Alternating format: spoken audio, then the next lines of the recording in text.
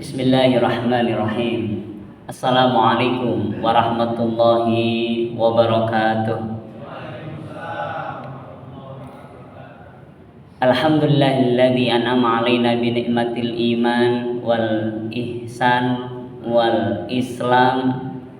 Alhamdulillahilladzi muqawwirul laila 'alan nahar.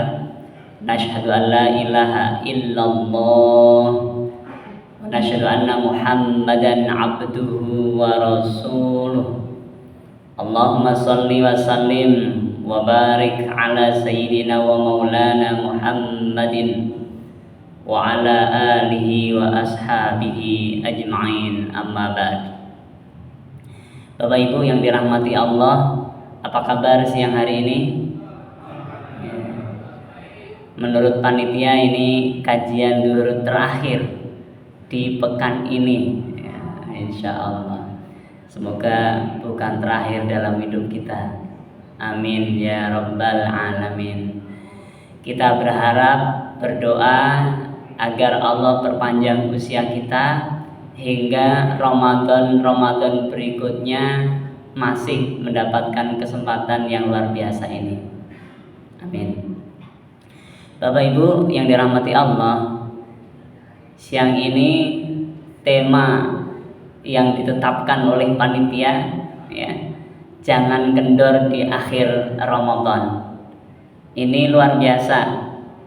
Tema meskipun sering dibahas tapi perlu banyak evaluasi.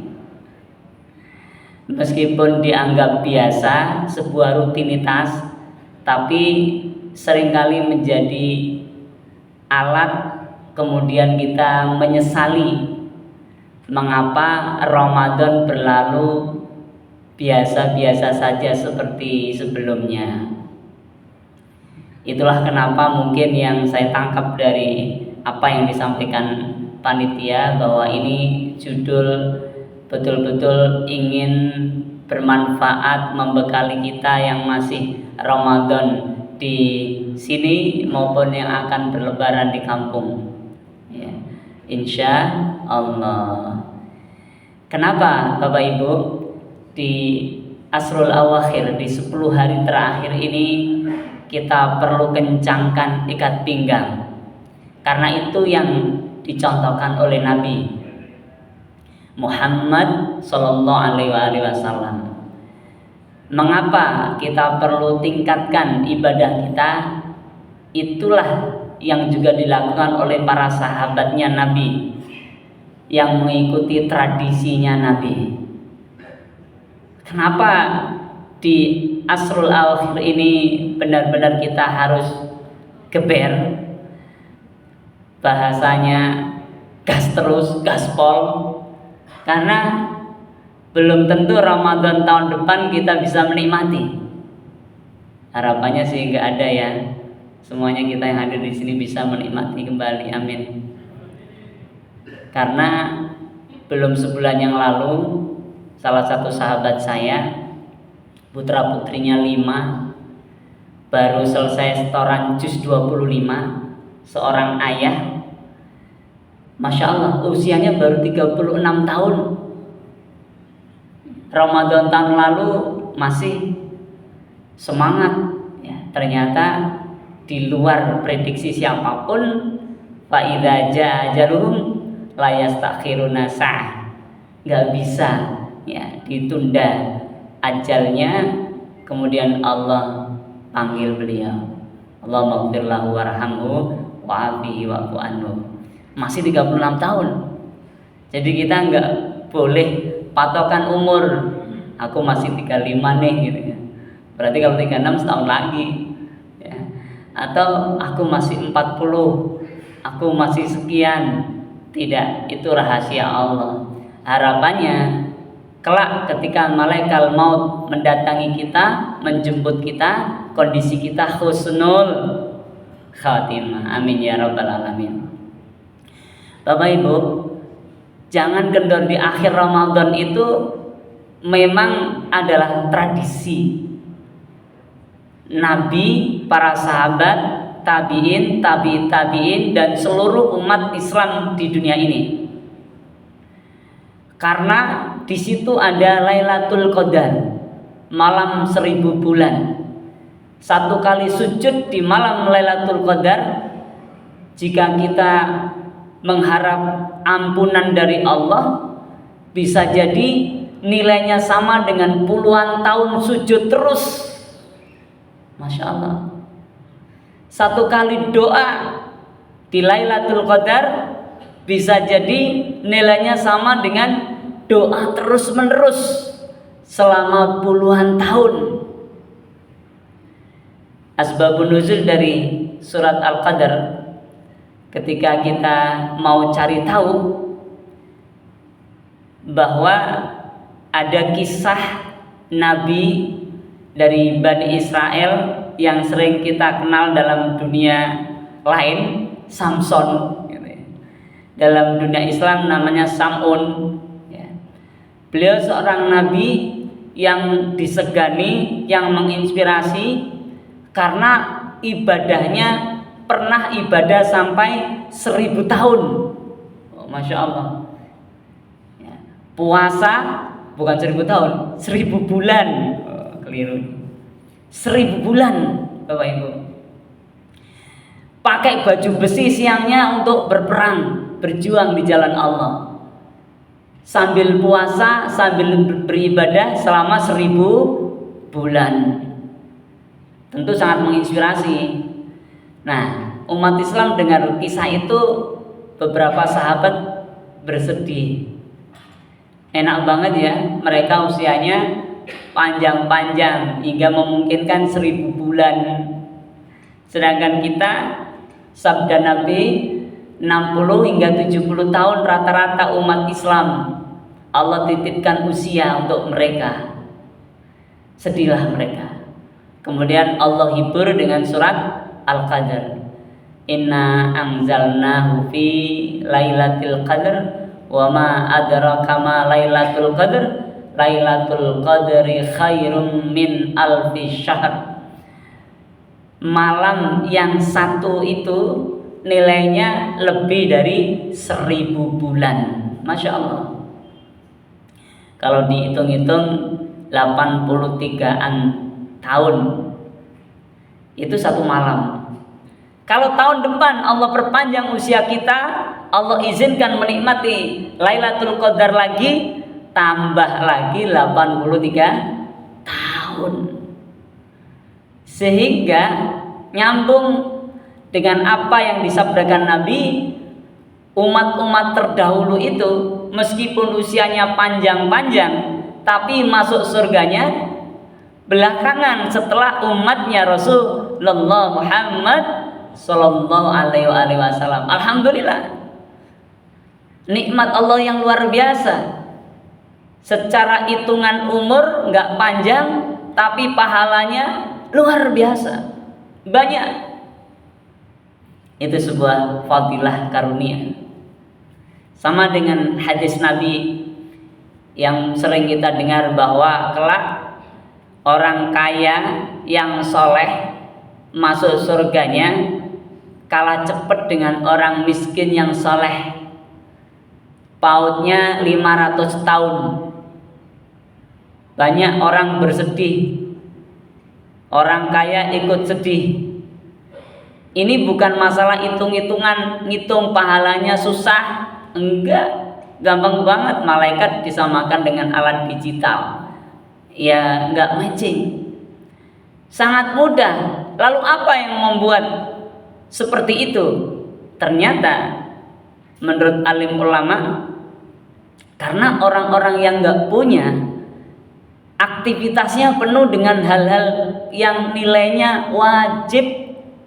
Sedangkan orang-orang kaya, jangankan yang kemudian sunnah, kadang-kadang cenderung mubadzir, cenderung berlebih-lebihan. Contoh, orang miskin berhutang untuk makan.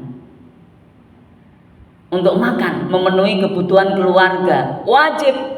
Sedangkan orang kaya makan yang harusnya wajib, tapi bisa menjadi israf, menjadi berlebih-lebihan, karena makanya di tempat-tempat yang mewah, yang mahal, yang cenderung akan bertentangan dengan ayat Allah, kulu wasrobu wala tusrifu, makan minumlah jangan berlebih-lebihan.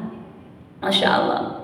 Sehingga alasannya bukan masalah ngitung hartanya yang banyak, dikalkulasi dapatnya dari mana, tapi ternyata amaliyah orang-orang soleh yang diuji dengan kekurangan ekonomi oleh Allah itu berada dalam kondisi yang wajib. Masya Allah. Begitu juga di Asrul Awakhir, di 10 hari terakhir di bulan Ramadan ini, kita harus manfaatkan. Karena meskipun ada malam Lailatul Qadar yang dirahasiakan oleh Allah, dikabarkan disuruh mencari di malam-malam ganjil atau setiap malam di 10 malam terakhir, Allah rahasiakan, tapi juga saat itu pun godaannya besar. Biasanya di 10 hari terakhir kita sudah sibuk persiapan pulang kampung yang mau pulang, persiapan belanja lebaran, persiapan ini dan itu, yang kemudian juga secara tidak langsung akan menyibukkan kita, sehingga mengurangi intensitas waktu kita untuk beribadah, memanfaatkan Asrul Awakhir Ramadan ini. Itulah hadirin Bapak Ibu yang dirahmati Allah, tantangannya. Apa solusinya yang ditawarkan oleh Rasulullah Muhammad SAW? Salah satu solusinya adalah iktikaf. Jadi Masya Allah, dengan berbagai macam perjuangan untuk mendekati Allah, meningkatkan kuantitas dan kualitas ibadah di 10 hari terakhir, dikasih cara, metode, yaitu iktikaf. Ya, Masya Allah. Sehingga riwayat yang menyebutkan bahwa Rasulullah mengencangkan ikat pinggang itu juga maknanya ketika Rasulullah memenuhi hari-hari beliau dengan iktikaf di masjid. Siangnya kerja mungkin bagi kita yang belum libur, tapi malamnya bisa dimanfaatkan untuk iktikaf. Lebih sering di masjid daripada di rumah. Itu cara yang paling efektif, ya. Masya Allah. Dan kita berhenti pun di masjid, baca Quran, ngantuk, zikir, pules, sholat, kurang khusyuk. Tapi karena keberadaan kita di masjid, Allah limpahkan pahala yang besar, insya Allah. Ini salah satu usaha kita untuk memenuhi akhir Ramadan dengan amalan-amalan yang dicontohkan oleh Rasulullah. Bapak Ibu yang dirahmati Allah, apalagi selain iktikaf, tentu di 10 hari terakhir ini, sebagaimana amalan-amalan dalam iktikaf itu, kita bisa baca Quran, sholat dan sebagainya. Tapi saya ingin memberikan semacam garis besar bahwa untuk meningkatkan ibadah kita di akhir Ramadan, kita perlu mengevaluasi di 2 hal, 2 aspek. Yang pertama, aspek ibadah yang kelihatan mata, yang bisa kita rasakan, bisa diakses oleh orang lain. Kalau kita iktikaf, teman kita bisa ajak, yuk bro iktikaf, kelihatan. Tapi ada yang juga tidak kelihatan, yang tahu hanya kita sama Allah, yaitu amalan-amalan ruhani, amalan ruhiyah. Dua-duanya ini harus berkesinambungan, bersamaan. Dua-duanya ini harus dievaluasi di akhir Ramadan ini.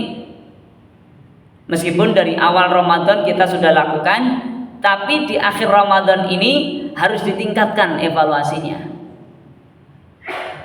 Bapak Ibu yang dirahmati Allah, yang pertama bagian amaliyah yang jahar, yang kelihatan.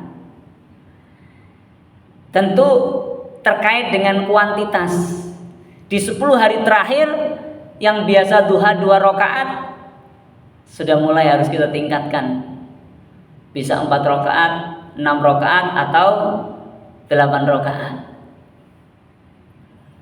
Ya. Bagaimana menilai kualitasnya? Tentu nilai kualitasnya adalah terkait dengan apa yang ada di ruhiyah kita. Meskipun sholat duha itu baginda Nabi ajarkan, kemudian ada efek terhadap rezeki, namun yang terbaik jika kita ingin naik kualitasnya adalah kita melakukan sholat duha karena kita cinta pada Nabi Allah, karena kita ingin lebih dekat kepada Allah. Jangan sampai semata-mata hanya karena ingin naik jabatan, ingin naik pangkat, ingin tambah rezeki berupa materinya, kemudian itu menjadi niatan pertama. Tentu ini tidak bagus dan tidak disarankan oleh para alim ulama. Kenapa? Bapak Ibu yang dirahmati Allah, kita nggak tahu rezeki kita itu diberikan seberapa oleh Allah. Dulu pernah ada sempat booming naikkan rezeki dengan memperbanyak sedekah. Memang nasnya as-shadaqatu tajlibur rizqa, narik rezeki, tadfaul bala, menolak bala. Tapi esensinya ketika kita beribadah apapun lillah, itu hanya efek. Sebagaimana Allah sampaikan, man kana yuridu hartsal akhirah nazid lahu fi harfi wa man kana yuridu hartsad dunya nu'tihi minha wa ma lahu fil akhirati min nasib.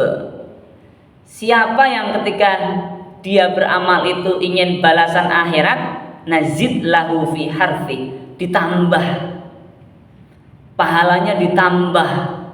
Karena dalam teks ayat Al-Qur'annya itu tidak ada ditambahnya di mana, maka sangat memungkinkan yang dimaksud adalah fid dunya wal akhirah.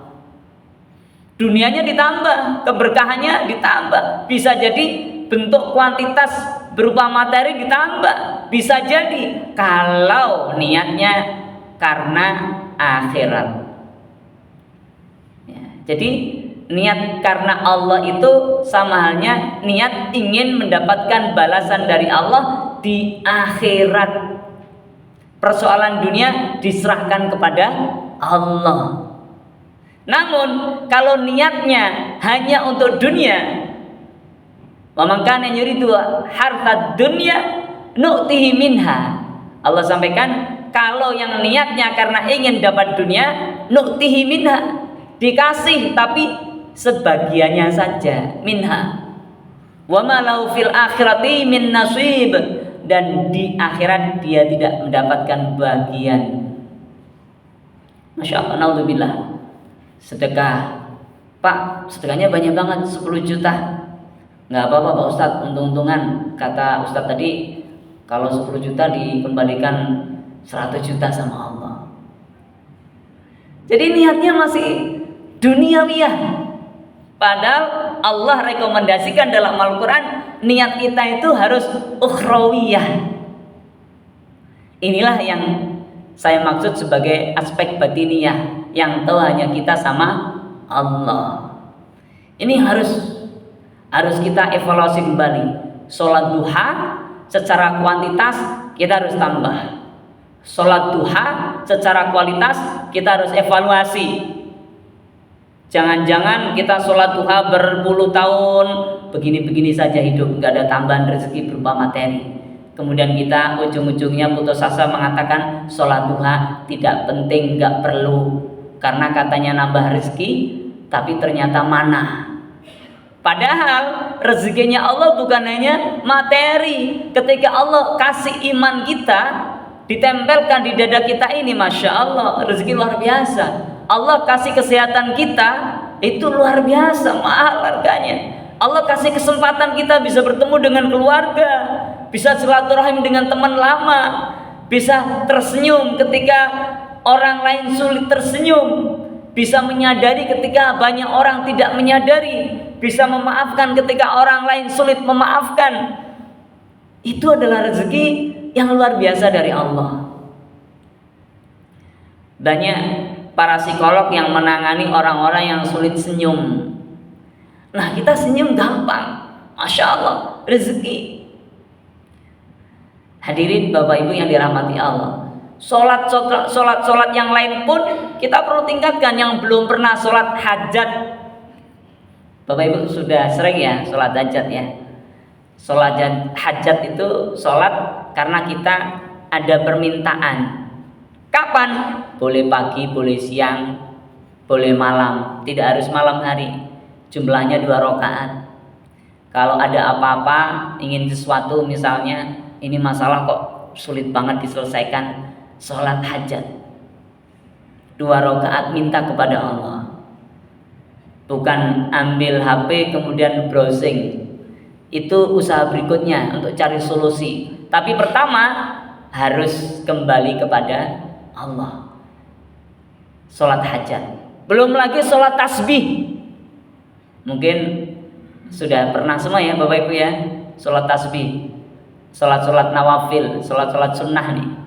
Sholat tasbih 4 rakaat, siang dikerjakan 4 rakaat 1 salam, kalau malam dilakukan 2 rakaat salam, 2 rakaat salam. Isinya jumlah total ada tasbih 300 kali. Bunyi tasbihnya subhanallah walhamdulillah wala ilaha illallah wallahu akbar. Cara-cara seperti itu Bapak Ibu, hari-hari ini, zaman-zaman ini, itu bukan sebuah masalah. Nggak tahu nih cara sholat tasbih bagaimana, browsing di internet, cari di ChatGPT, di Gemini, di AI. Kalau meragukan, WA ustadz-ustadz yang ada. Gampang sekali. Nabi mengatakan kalau bisa tiap malam sholat tasbih, Masya Allah. Kalau nggak bisa, Kemis malam Jumat sepekan sekali. Nggak bisa juga sebulan sekali. Nggak bisa juga setahun sekali. Nggak bisa juga seumur hidup sekali. Artinya sholat tasbih ini penting, Masya Allah, meskipun sholat sunnah. Masya Allah. Bapak Ibu yang belum pernah sholat tasbih, di Asrul Awakhir Sahrul Ramadan ini, mari kita laksanakan. Boleh malam sebelum tidur, boleh. Masya Allah. Sholat taubat, yang belum pernah sholat taubat, boleh 2 rakaat. Sholat taubat, minta ampun terhadap semua dosa yang kita lakukan selama ini. Dan sholat sunnah yang lainnya, kita mulai kalkulasi. Kira-kira kuantitasnya harus ditambah. Itu usaha untuk jangan kendor tuh. Baca Qur'annya harus dinaikin. Kalau 1 hari biasa 1 juz, kuatin sampai 2 juz, 3 juz misalnya. Ya. Ngantuk-ngantuk gak apa-apa, kita cuman ada waktu 8 harian kurang lebih. Nanti malam insya Allah malam ke berapa Pak? 23, Masya Allah. Malam 23, malam ganjil. Di sini dipakai itikaf nggak sih? Kalau malam pakai ya, Masya Allah. Ya. Ini kita naikkan. Tadi sisi kuantitas, sisi kualitasnya nggak ada orang tahu selain kita sama Allah. Tapi tetap harus dievaluasi karena yang di dalam itu yang menentukan sebenarnya. Kenapa? Bapak Ibu yang dirahmati Allah, nanti di akhir Ramadan ini insya Allah Allah janjikan sebagaimana ayat yang kita hafal, orang yang berpuasa akan diberi piala mahkota namanya takwa. Dengan teks yang kita sudah pahami, la'allakum tattaqun, agar kalian mendapatkan ketakwaannya. Rasul ditanya oleh sahabat, ya Rasulullah, takwa itu di mana? Beliau menjawab, at-taqwa ha huna wa yushiru ila sadrihi thalatha marrat. Takwa itu ada di sini, kata beliau, sambil menunjuk ke arah dadanya 3 kali. Jadi takwa itu ternyata letaknya di dalam dada kita ini. Para alim ulama memaknai maksudnya ada di dalam hati kita. Sebagaimana iman itu Allah titipkan di dalam hati kita, sebagaimana niat itu Allah titipkan di dalam hati kita. Dan di dalam dada kita ternyata bukan hanya ada hati, ada jiwa. Tentu dalam bahasa Arab, hati yang sering kita dengar dari teks Arabnya qalbun, sifatnya inqalaba yang qalibu, dia berbolak-balik. Coba hati kita itu kan berbolak-balik, kadang semangat, kadang enggak, kadang-kadang iya enggak ada sebab, enggak ada angin, enggak ada hujan, tiba-tiba sedih aja. Kadang tiba-tiba senang gitu, tiba-tiba ada semangat dalam hidup, pengen begini, tiba-tiba ya udahlah, masya Allah, itu inqalaba yang qalibu. Nah, tapi ini harus dijaga. Kenapa? Karena hati kita itu akan ditempatin takwa yang berkualitas akibat training di bulan Ramadan ini. Sekarang insya Allah sebelum Ramadan pun kita insya Allah ada takwanya. Tapi takwa itu biasa-biasa aja. Awalnya berkualitas di bulan Ramadan, akhir Ramadan semakin berkualitas, selesai Ramadan kualitasnya dahsyat. Ke Ramadan berikutnya tambah habis, tambah berkurang kualitasnya, ketakwaannya. Allah kasih kemuliaan, Allah kasih hujan lagi, ibaratnya kasih bulan Ramadan, kasih semangat lagi untuk mengencangkan ketakwaan kita, menguatkan ketakwaan kita, meningkatkan kualitasnya.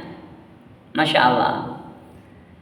Jadi takwa nanti itu yang akan Allah berikan bukan takwa sembarang takwa, tapi takwa yang optimal, takwa yang berkualitas, dan itu letaknya di dalam hati. Ibarat benih, takwa itu akan ditanam oleh Allah di dalam hati kita. Maka hati itu harus dijaga.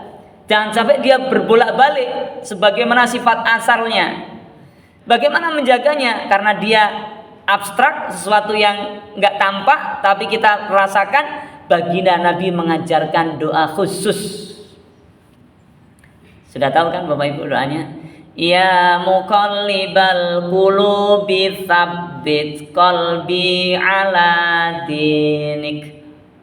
Itu doa yang sering dibaca oleh Nabi menurut Ummu Salamah, istri beliau. Ya Rasul, kenapa engkau sering doa itu? Kata beliau, wahai Ummu Salamah, ketahuilah bahwa seluruh hati manusia ada di bawah jari jemarinya Allah. Maksudnya dalam kuasa Allah. Kalau Allah menghendaki A, mudah sekali Allah bimbing manusia untuk melakukan kebaikan-kebaikan. Dan begitu juga sebaliknya, kalau dibiarin udah bahaya. Maka kita baca, kita amalkan, ya muqallibal qulubi tsabbit qalbi ala dinik. Hadis riwayat Imam Tirmidzi. Ustaz, nggak hafal itu doanya meskipun nggak begitu panjang. Searching di internet, cari doa penguat hati atau apalagi namanya itu. Dan di dalam dada ini, Bapak Ibu, ternyata bukan hanya ada hati loh. Ada namanya jiwa. Dalam psikologi Islam dibedakan antara jiwa dan hati. Jiwa itu adalah spiritnya, dia pendorongnya. Ibarat dalam dunia kerja dia supporting sistemnya. Makanya ternyata yang buat kita semangat, yang buat hati semangat itu jiwa. Ya. Hati itu ibarat raja, kata Imam Al-Ghazali. Ya. Dan yang menentukan semua itu hati. Tapi raja ini mendengar bisikan-bisikan jiwa dulu. Fa'alhamaha fujuraha wa taqwaha. Ya. Sungguh, ya, Allah ilhamkan kepada hati manusia, pada jiwa manusia sifat fujur dan sifat takwa. Jadi memang ini karunia dari Allah sebenarnya. Kalau kita nggak punya sifat fujur, malaikat namanya, bukan manusia. Sedangkan insya Allah manusia itu lebih mulia daripada malaikat jika kita mengikuti tradisi kebiasaan Rasulullah Muhammad Sallallahu Alaihi Wasallam. Masya Allah. Bapak Ibu yang dirahmati Allah, jiwa harus dijaga. Bagaimana cara menjaganya? Rasulullah mengajarkan dalam hadis beliau diriwayatkan oleh Imam Muslim, Allahumma ati nafsi taqwaha wa zakkiha. Ya Allah, berikanlah kepada jiwaku ini ketakwaannya dan sucikanlah ya Allah. Ya Allah, berikanlah kepada hatiku ini ketakwaannya. Allahumma ati nafsi, pada jiwaku ini takwa, ketakwaannya, wa zakiyah, dan sucikanlah ya Allah. Harus diminta, tidak boleh dibiarin. Hati kita harus dijaga dengan doa, jiwa kita harus dijaga dengan doa, dan dua-duanya diajarkan oleh Rasulullah.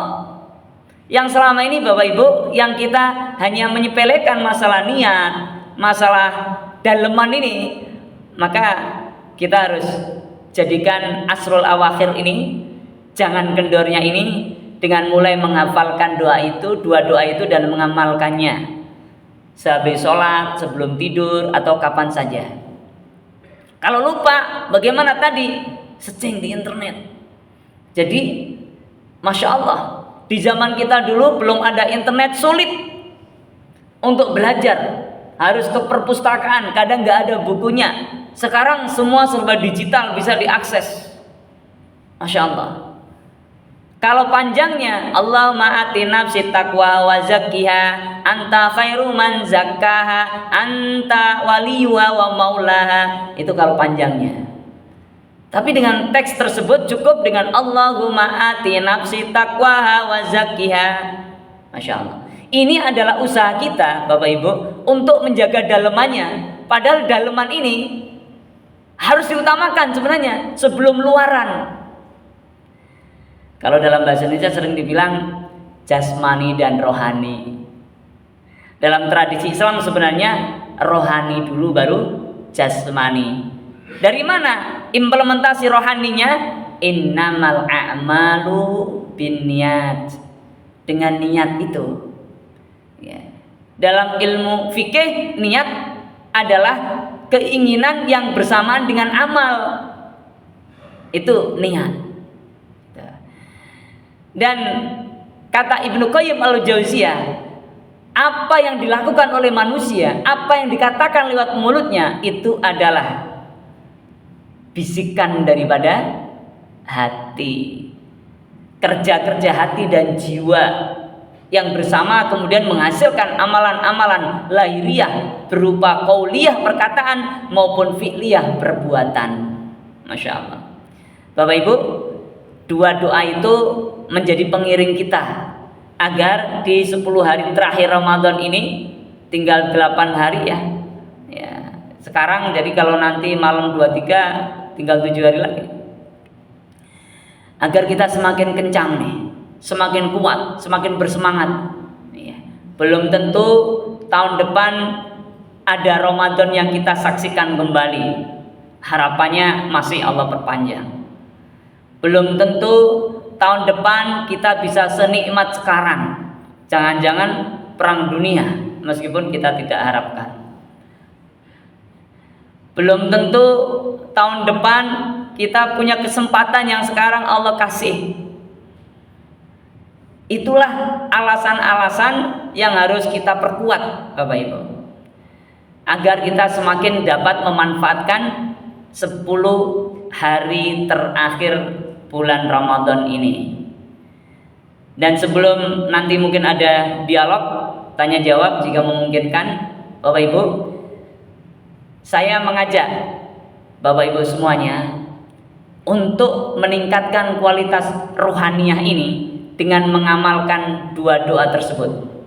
Satu. Yang kedua, dengan mengamalkan connecting with Allah, nyambungkan semuanya kepada Allah. Mengindra apapun sambungkan kepada Allah. Mendengar berita apapun jangan kemudian diproses tanpa dikaitkan kepada Allah. Memikirkan apapun jangan mengandalkan logika tanpa melibatkan Allah. Kalau kadang-kadang pikiran kita curiga, berburuk sangka, segera istighfar dan minta kepada Allah. Bagaimana cara mudahnya? Doakan dia. Teman kerja kita, atasan kita, bawahan kita, istri kita, anak kita, semua yang di luar pribadi kita, di luar diri kita ini, Allah ciptakan untuk mendapatkan doa dari kita. Apa dasarnya? Baginda Nabi mengatakan, "Ma min 'abdin muslimin yad'u li akhihi bi dhahril ghaib illa qalal malaku walaka bimithlin." Tidak ada seorang hamba muslim, mukmin yang mendoakan orang lain tanpa orang lain tersebut tahu bahwa dia didoakan, kecuali malaikat datang mengatakan walaka bimithlin, kamu juga dapat hal yang sama. Masya Allah. Jadi ini luar biasa Bapak Ibu. Saya merasakan luar biasa. Ini bisa menjadi connecting with Allah. Cara kita nyambung terus pada Allah. Ujungnya dalam tradisi hasanah Islam namanya ma'iyatullah. Kita akan selalu bersama dengan Allah. Sehingga takwa yang optimal, takwa yang berkualitas itu nanti yang akan diberikan oleh Allah di akhir Ramadan, di pamungkas bulan Ramadan nanti, insya Allah itu bukan takwa dalam pengertian menjalankan perintah menjauhi larangan saja, bukan. Tapi semakin kuat kesadaran kita bahwa kita sedang diawasi oleh Allah, atau ihsan namanya. Tapi semakin kuat kesadaran kita bahwa kita sedang bersama dengan Allah. Lewat apa? Lewat semua makhluknya Allah. Teman kita, sahabat kita bisa menjadi wasilah untuk connecting with Allah.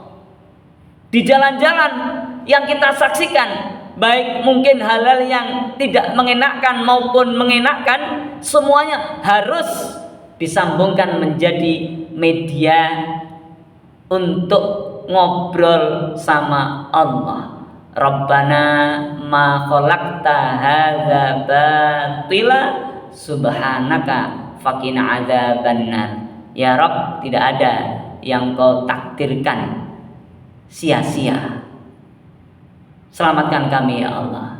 Faqina adzabannar. Jazakumullah. Jazakumullah, semoga bermanfaat, semoga bisa kita amalkan. Assalamualaikum warahmatullahi wabarakatuh.